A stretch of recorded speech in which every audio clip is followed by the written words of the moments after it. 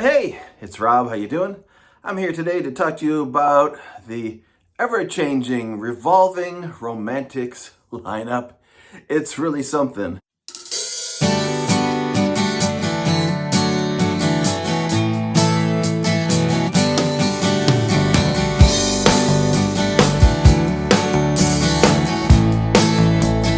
Anyway, I have a personal history with the Romantics. Of course, we're talking about the Detroit power pop band. I'll get into that. It's very brief.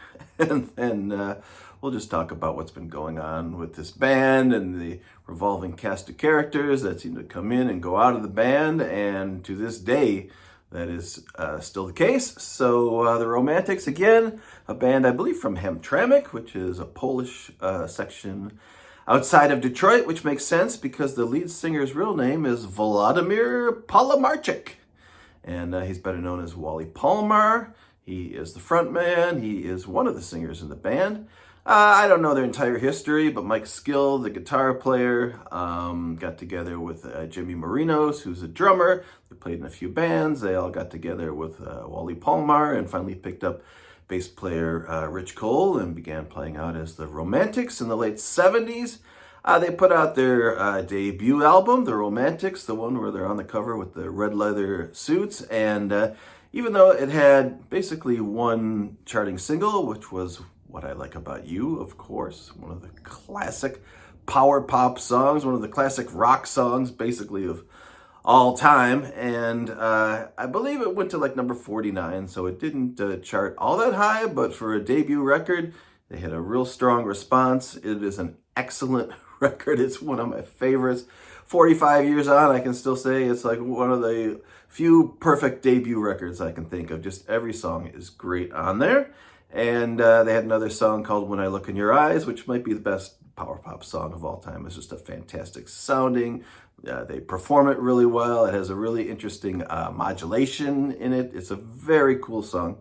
And that's the lead-off track from that record. Anyway, so they had, some early success with What I Like About You. Their concerts drew a lot of attention, partially because they wore these red leather suits. It was very unusual. This was the disco era. They really stood out, even from the punk bands and, the disco bands, the soul bands, whatever. They had their own thing going, and they had some very strong songs.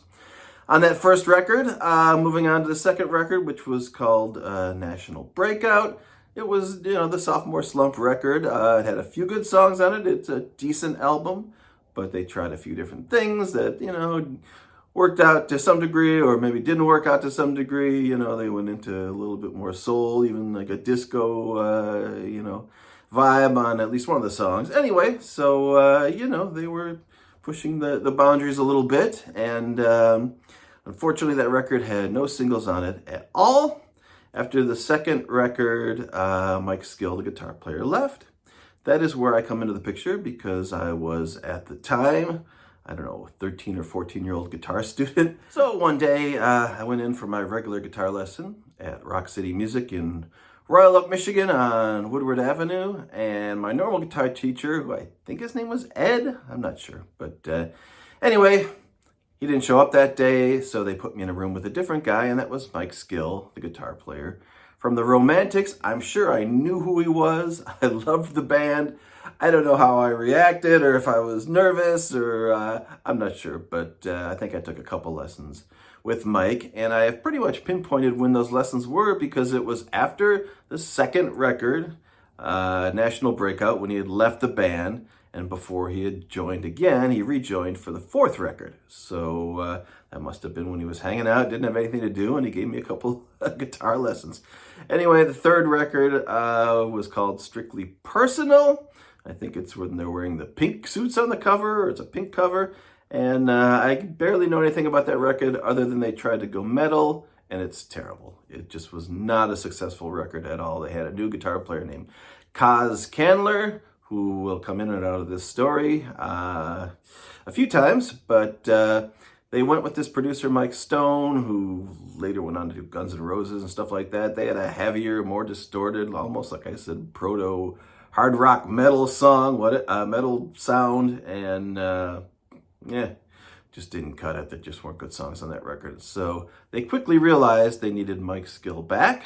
and they got him back in the band for the fourth record. But this is maybe one of the only times I can think of when a returning member came back and was moved to a different instrument. So Mike Skill came back, and now Mike was on bass because they already had this guy, Kaz Candler. He was staying in the band as a guitar player, so Mike became the bass player. Unfortunately, Rich Cole, the bass player they had for the first three records, was moved out, I believe, and they went on with that lineup. Fortunately for them, they had their biggest hit, which was Talking in Your Sleep, which was written by Candler and Palmer and Jimmy Marinos, the drummer, Mike Skill. They all have writing credit on there, I believe, as well as the producer.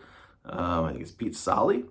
Anyway, that was a huge hit. I think it was number 3, and that was a big deal for them. Of course, MTV was in full swing then. They had a video for it, so Talking in Your Sleep really, cemented the Romantics, relationship to the pop charts and put them in the national consciousness. And by that point, What I Like About You had been steadily growing and became this huge party anthem. It started to be used in movies, TV shows. It was covered by a few bands.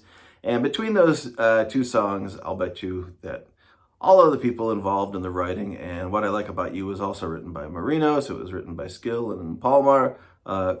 They've been, financially doing okay for the past few decades.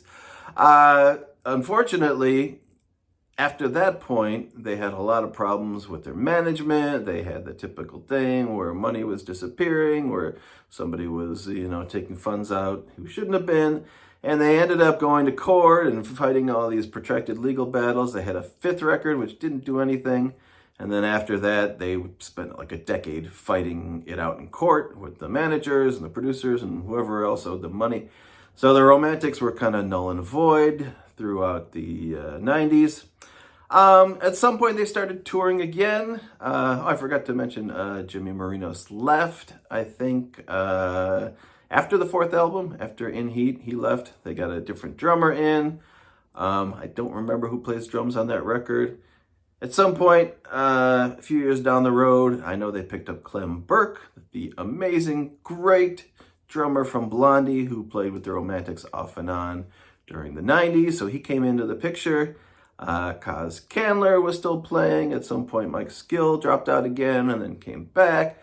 So, people have come and gone in this band, but a small group of people, 7, 8 people have kind of rotated through this band throughout the years. Anyway, since the early 2000s, the lineup has been very solid. It has been Mike Skill, the original guitar player, Rich Cole, the original bassist, Wally Palmer, the original frontman singer, and like I said, Jimmy Marinos had quit the music business, I think around 84, 85. He was done.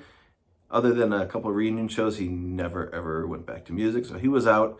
They got another German named Brad Elvis, and they had a pretty, stable, solid lineup for like 15 years. It seemed like that was the band, that was the Romantics, and 3/4 of the original members, the entire front line, were all the original guys. So they were fun to see for that reason alone. And then all of a sudden, getting to the end of this story, or the present time, all of a sudden, the lineup has changed again. So now we have, I don't know who's playing bass, but we have Wally Palmer, the lead man on guitar and singing. Wally, of course, sings What I Like About You, which was originally sung by Jimmy Marinos, the drummer. That was another thing that the Romantics really had that separated them from other bands, is they had a singing drummer. That was very interesting and unusual.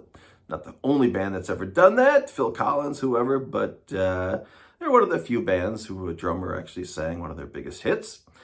And so they have Kaz Candler now. He's back in the band, the guitar player from the 3rd album and the 4th album, who came in and out of the band. For some reason, he's back in the band now. Rich Cole, the original bassist, is out of the band. Like I said, I don't know who's playing bass. Clem Burke, I believe, is back playing drums from Blondie again. The amazing drummer. I mean, he sounds like Keith Moon. He's just a fabulous, hard-hitting drummer.